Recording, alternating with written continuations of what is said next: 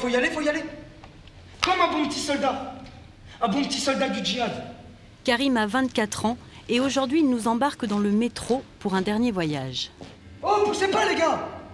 Vous risquez de le regretter. Un dernier voyage où il va célébrer Noël à sa façon. Noël, c'est une vaste connerie, c'est clair.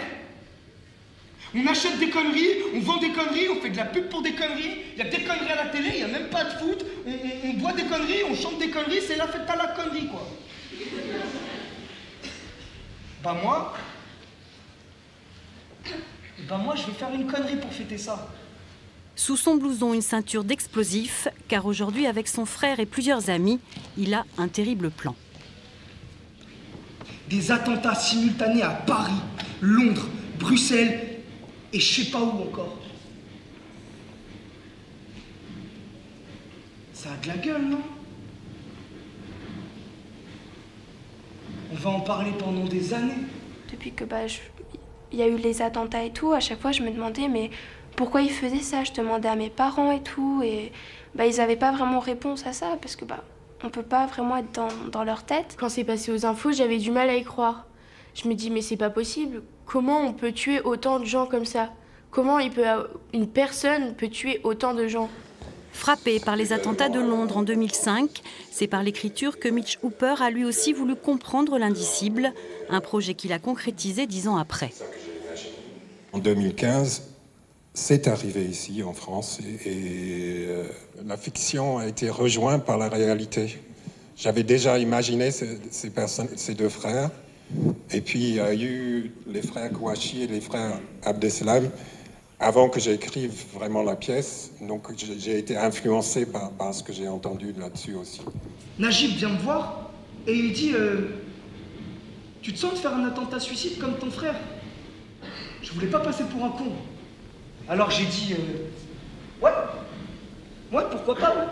Les explications, on les a tous eues dans la presse, à la télévision, sur Internet, Facebook et autres. On apporte une explication différente, on apporte une autre façon de le dire, mais on le dit aussi. On dit la même chose, on a tous été stupéfaits de ce qui s'est passé. Moi, j'avais mes bureaux qui étaient à 200 mètres du Bataclan et on faisait une fête ce soir-là. Donc on a entendu les coups de feu. Donc vous imaginez comme on a été touchés. Imagine, t'es dans un tunnel et il y a une bombe qui explose. Et il y a des mourants, du sang, des blessés, des cris, des gémissements, de la fumée. Et t'es coincé sous la terre et tu peux pas avancer et tu peux pas reculer et la panique ça monte en toi et putain, pense pas à ça Karim, pense pas à ça, tu vas devenir dingue, pense pas à ça. Ça nous permet d'avoir une autre idée de la scène, pas forcément la voir que du point de vue des victimes, mais aussi du coup du point de vue de celui qui commet l'attentat, et ça nous fait plus réfléchir sur le sujet, être plus concernés, et c'est important souvent d'avoir tous les points de vue pour pouvoir vraiment en parler et donner notre avis sur la chose. Ça vous étonne que je connaisse tout ça, hein? Ah, vous m'avez pris pour de la racaille, mais j'ai de la culture en fait. J'ai fait du théâtre et tout. On se demande si c'est quelqu'un qu'on aurait pu être, et moi je crois que ça aurait été possible. Alors on a des parcours de vie totalement différents, ce personnage et moi, mais on partage une certaine révolte en tout cas, et qui peut partager avec plein de monde et qui se retrouve même beaucoup chez les jeunes, quoi. Mais moi je le fais pas pour le califat, ni Slimane ni Rachida, je le fais pour moi. C'est mon djihad personnel. Moi c'est pas mort au croisé, c'est mort au con. Nous on n'est pas un vaccin, on n'est pas une potion magique, on déradicalise pas les gens. Ça se passe, je crois pas que ça se passe comme ça. Puis je crois que des gens radicalisés, le théâtre, ils vont pas se dire on a eu un message divin en voyant Théo jouer avec le texte de Mitch, c'est bête ce qu'on fait. Non, nous ce qu'on essaye de faire c'est raconter une histoire et ouvrir le débat en classe, chez eux. Nous si les jeunes juste ils peuvent en parler entre eux, à l'école, avec leurs parents, etc. C'est trop bien parce que c'est gagné pour nous, on a permis que la parole se libère un peu. Ça fait réfléchir, mais pour moi c'était pas vraiment la réalité de ce que ça peut être, et là tout le monde avait l'air de le plaindre alors qu'il allait quand même commettre un attentat, quoi. Oui.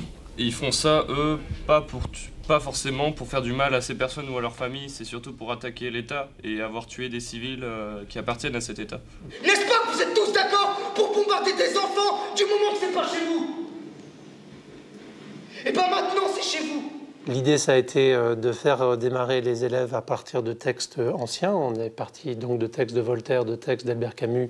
On est remonté même jusqu'aux guerres de religion au XVIe siècle avec Agrippa d'Aubigné et Ronsard. Est-ce que ça vaut le coup de tuer des enfants quand on veut tuer le Grand-Duc? D'accord, hein, c'était dans la pièce Les Justes d'Albert Camus, vous vous souvenez, où du coup les terroristes avaient un débat là-dessus, etc. Mais bien sûr qu'il fallait tuer ces deux enfants puisqu'on veut tuer le Grand-Duc. Et donc le terroriste qui avait renoncé à envoyer la bombe disant non. Non, si on commence, nous, à tuer des enfants, on ne peut plus défendre cette cause-là. Finalement, les questions qu'on se pose aujourd'hui, celle de la violence nécessaire ou pas, de la violence justifiée ou pas, c'est une question qui a toujours traversé toutes les époques, en l'occurrence, et face auxquelles la littérature a des questions à se poser de toute façon. Putain! Il y a un bébé! Pardon, monsieur, pardon. Putain, des femmes voilées! Qu'est-ce que j'ai à regarder les gens, moi? Qu'est-ce qui me prend? La terreur est aveugle, non? J'ai qu'à me faire sauter et on n'en parle plus. C'est le hasard qui choisit les victimes, c'est pas moi. On est tous concernés, même si on est jeune, même si on est vieux, on est tous concernés par cette question parce que ça peut arriver à tout le monde. J'essaye de continuer de l'avant et de toujours avoir une pensée pour les victimes. Mais je sais que eux, ils aimeraient qu'on continue à vivre notre vie et ne pas avoir peur parce qu'en soi, c'est ce qu'ils veulent, les terroristes. Qu'on arrête de vivre et qu'on se soumette à leur idéologie.